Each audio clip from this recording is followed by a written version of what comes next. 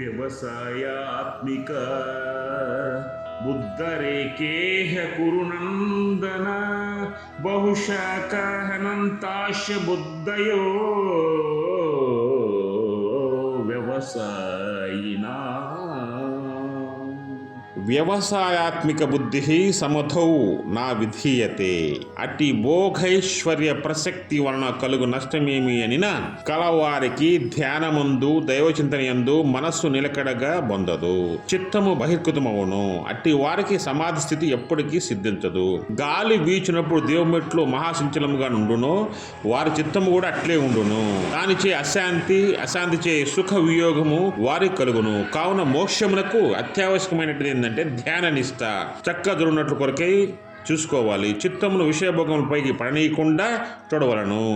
ఎవరైతే మోక్షాన్ని పొందాలో వాళ్ళకి అత్యావశ్యకమైనది ఏంటంటే ధ్యాన నిష్ట ఉండాలి. ధ్యాన నిష్ట ఉన్నట్లయితే వాళ్ళు మోక్షానికి అర్హులు. ఓ అర్జున, ఈ కర్మయోగానుష్ఠానమున నిశ్చయముతో కూడిన బుద్ధి ఒక్కటియే. నిశ్చయము లేని వారల యొక్క బుద్ధులు పలు విధములుగాను అనంతములుగాను ఉన్నవి.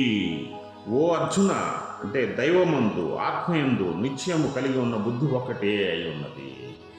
ఎవరైతే దైవమే నన్ను కాపాడుతుంది, దైవం తప్ప నాకు దైవమే అన్నీ చేస్తుంది అని దైవాన్ని నమ్మిన వాడు నిశ్చయమైన బుద్ధితో వాడు దైవానికి దగ్గరై పలు బహుమైన కార్యాన్ని చేస్తూ ఉంటాడు.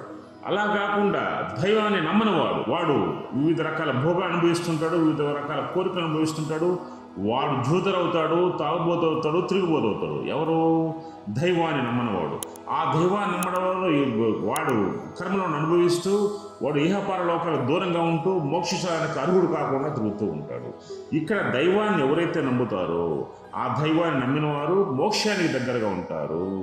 ఈ విధంగా దైవాన్ని నమ్మకుండా వాళ్ళ యొక్క అహంకారానికి కారణమైన వాళ్ళే దుర్యోధనుడు, రాజ్యకాంక్ష కలిసిన వాళ్ళే కర్ణుడు, అదేవిధంగా దుశ్శాసనుడు.